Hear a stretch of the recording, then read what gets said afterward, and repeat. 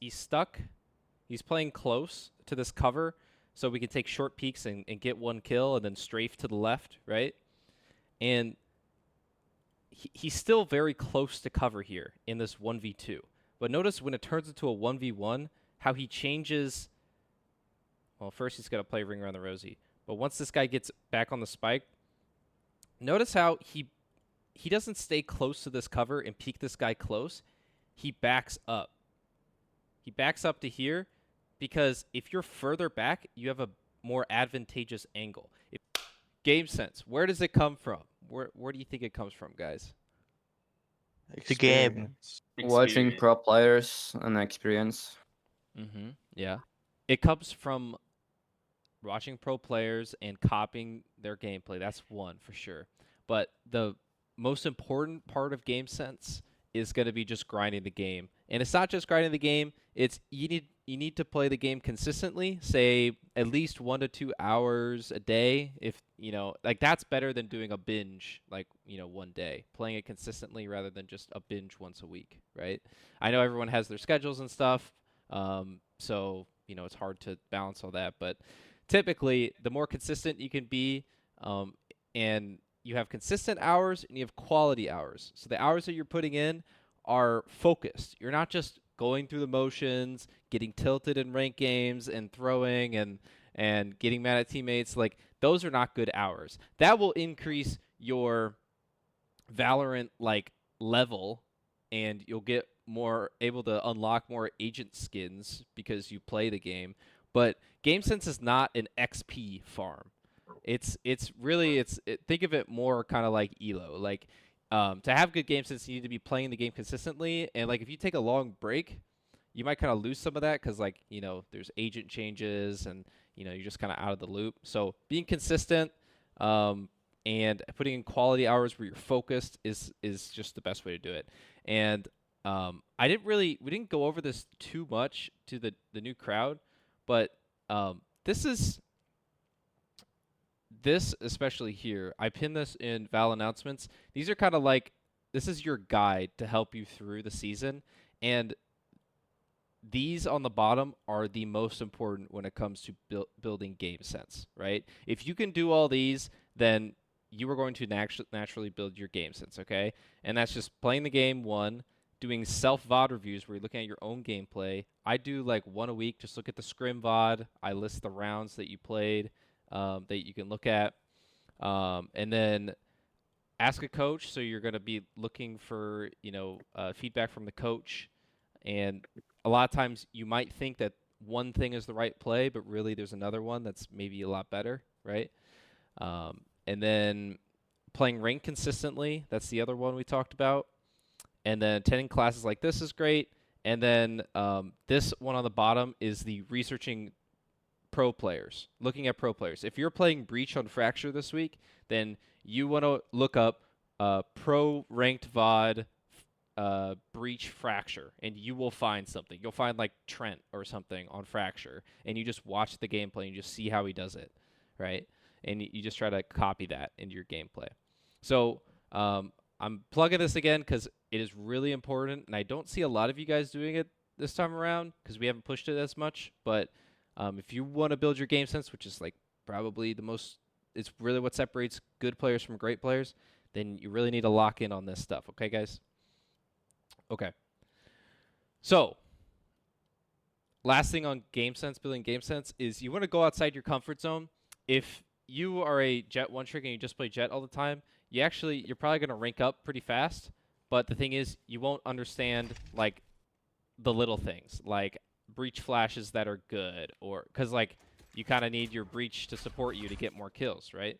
So playing different agents, just testing them out every once in a while to be a more well-rounded player, even if you're like a duelist main, playing initiators sometimes, playing sentinels, playing controllers sometimes, that's going to improve your Gamesense, and you're going to think of the game in a more complete way rather than just through the lens of a duelist or through the lens of a controller, right? Okay, any questions on that, how to build Gamesense? Because we'll go into clutching next. I think you're good. Alrighty. Okay, so how to clutch. So what do you think the first step is when you get into a clutch situation? Say it's like a 1v3. What's your first step? I slay 1v1s. That is one of them. It's not the first one though. Like first step is to just like I guess like relax and like realize what situation you're in, like just analyze what you can do. I guess. Yep, that's number 2, Patrick, which is great. It's kind of a trick question. Number 1, be confident. If you are, if Sounds you like the same thing. well, that's understand your situation's number 2. But number 1 is be confident. Understand that every round and basically every situation is winnable. The only time it's not winnable is when like the spike is already counting down, right? Or it's just you don't have time. The thing is, a lot of times the enemy team will just throw. They'll just run into you. So never give up, right? Never give in. Always try to the end. And if you need to save, you can save, because maybe that's a smart play. But just understand every round is winnable. Okay. So be confident. Don't try to second guess yourself. Okay. It can get kind of nerve wracking when everyone is watching you or like the game is on the line. But if you're not confident in yourself, or if you're not confident in your teammates and like you're backseating them in the clutch, that's going to make them play worse. Okay. So be confident is number 1. Okay. And with that in mind, when in doubt, gun out.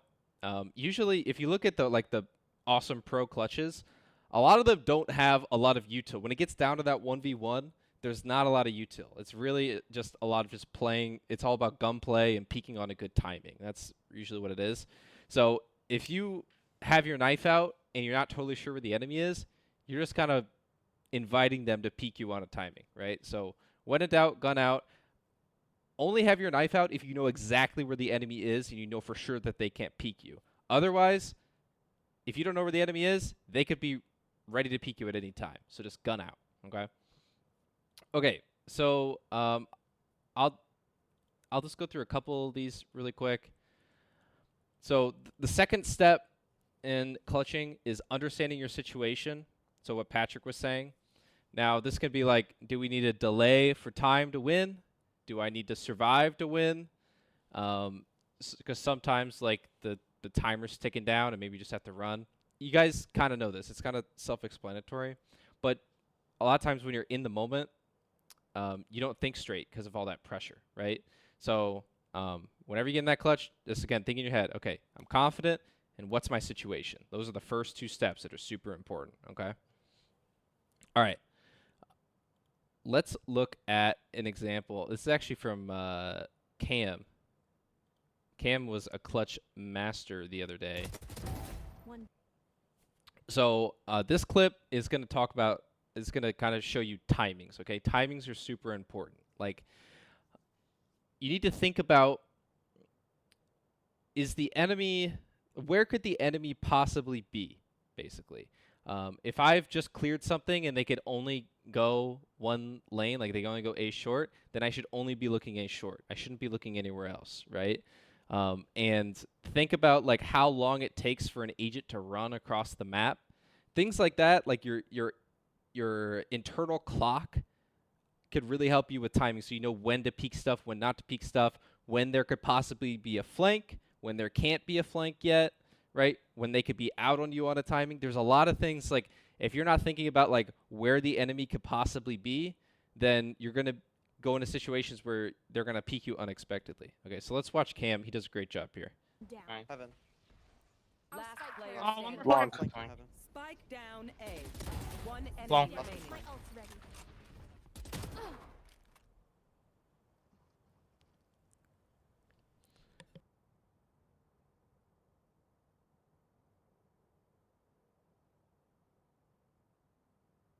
30 seconds left.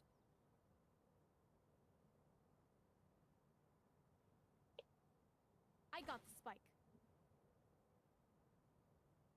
Could be up short.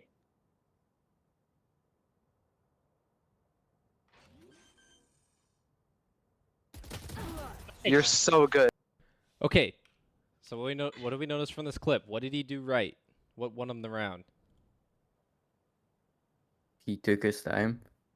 He did take his time, yes. He was very aware of where the breach could have been. Yes, he was. And notice, like, when he clears this corner, he hugs the wall. So it's unlikely that they peek him, that he's able to peek, that Breach is able to peek him, and then he looks straight back, right? Because he could only possibly be right here right now, right?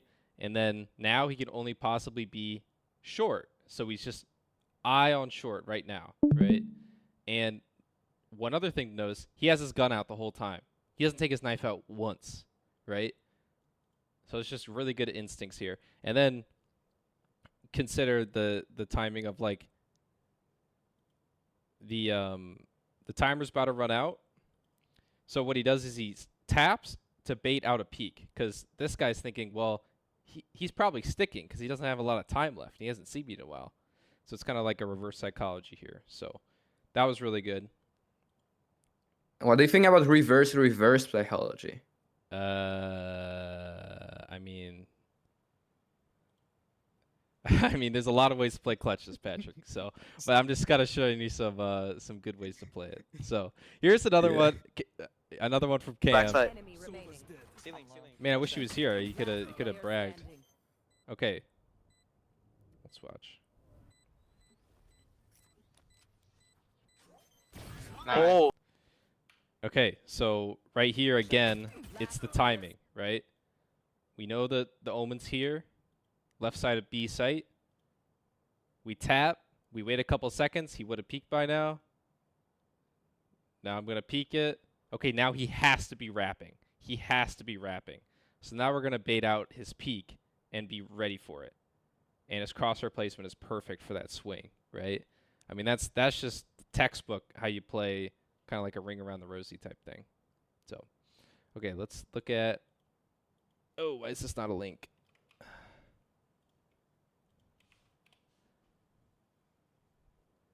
Okay, let's look at this one too. Ropes here, spraying down, but Tui's is disjointed on the rest of his team. Cowers in, out wide, the reset, and Rolling Thunder lifts him up in the air, sky high, and then one player standing towards the back as a crossfire setup, and the aftershock is elite. Cowers in, on for so much more.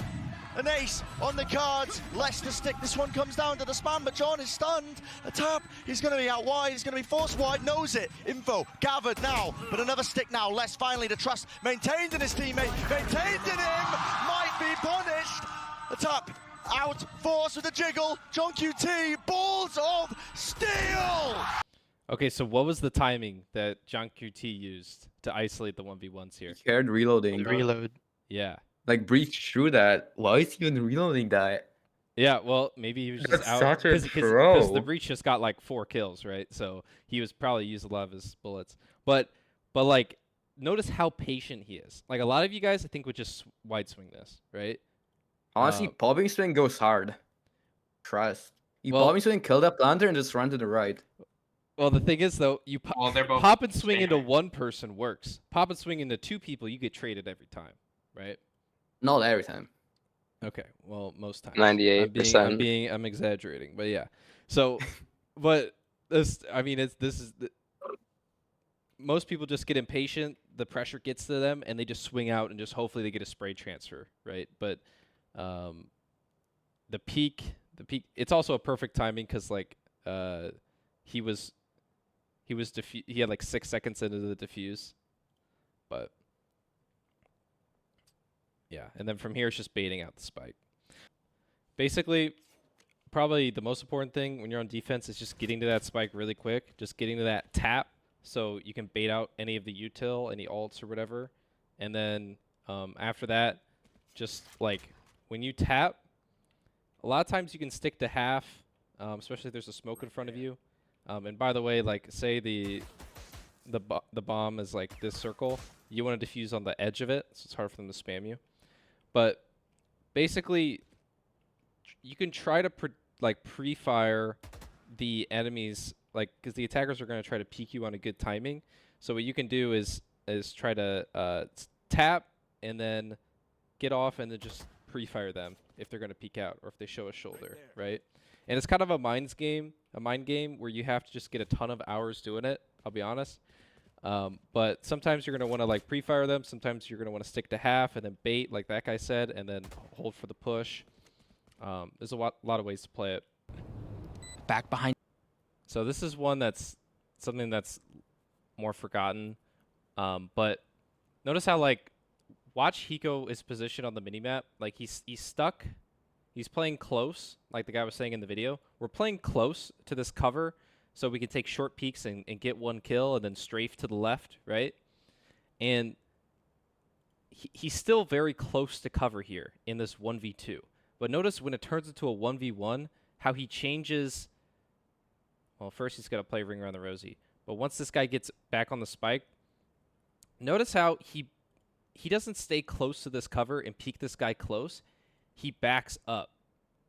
He backs up to here because if you're further back, you have a more advantageous angle. If he's close on this container, his shoulder is going to appear faster to the enemy, and he's not going to be able to see the enemy. Like, it's basically the simple angle advantage that we've talked about before. I'll just go over it really quickly because I know a lot of you guys know it already. But essentially, the further you are away from a box, the more advantageous the angle is, right? So let's look at these two, for example. You can kind of see the breach here has a lower field of view than the Brimstone does. So if this guy peeks, Brimstone is at an advantage. Now, pop and swings are a thing, of course. I know, Patrick. But the thing is, the advantage of this guy is he has an off angle. The guy on the box is not going to know exactly how to peek this guy. But this guy has the off angle, and he has like an angle advantage with this box. Because this guy's shoulder will peek out before the breach can see the brim, basically. So that's the case. I know Fracture is the map this week, so I'm just looking at Fracture. So that's the case like here, for example. And like real quick, if we were to be taking this fight, this Ring Around the Rosie, it's kind of a 50-50 fight here. But the Brimstone is at an advantage if he backs up. There's another clip I'm going to use to show this, but think of it, this happens a lot on A, where we play Ring Around the Rosie on A, around this pillar. If one person just backs up, they'll have a better angle on this breach, whether he peeks left or right. And it's a bit of an off angle because this breach isn't expecting for this brim to be here. He's expecting him to still be on the pillar. But you can see here, Hiko backed up, right? Okay, let's look at this clutch. This is another great example of using that angle advantage to your advantage. That's nice. It's something to play with going into the next round. And as you said, with the kill onto Cloud, Leo is going to get it one way or another. What is that shot? No, this man has been known for clutches, but this would be absurd. He isolates the duel onto Dino as well. This has gone from a 1v5 to a 1 versus 1 for Leo. He doesn't know where the last man is. In fact, he's wrapping round back through that defender's spawn, checking that flank, hoping to try and spot out SSK, who still has himself that operator in hand. Leo, it seems like he's made the read, just watching back. The thing is, with the plant in play, there's so many angles still to check, but it seems to be watching the right one, although he's looked away at the moment. He snaps back and cut. So you guys see there, that's another example. Like when he's in a 1 versus, I guess this is a 1 versus 4 and gets a lucky collateral. This high-low didn't pan out. But notice how he's using this cover so that he can take this peek and then have some cover from the guy who's going to peek out, right? But then once he gets into the 1v1, that changes. He's playing an off angle now. He's back and he's playing an off angle, like here. He's not playing close to the box, because if you play close to the box, again, it's like a 50-50 chance. You might get the timing, they might get the timing. But if you play back like this, you're going to probably win like 8 times out of 10. Your percentage chance of winning goes up. There's less things that can possibly go wrong for you if you back up and play this advantage and play this off angle. Okay. Do you guys have any questions so far?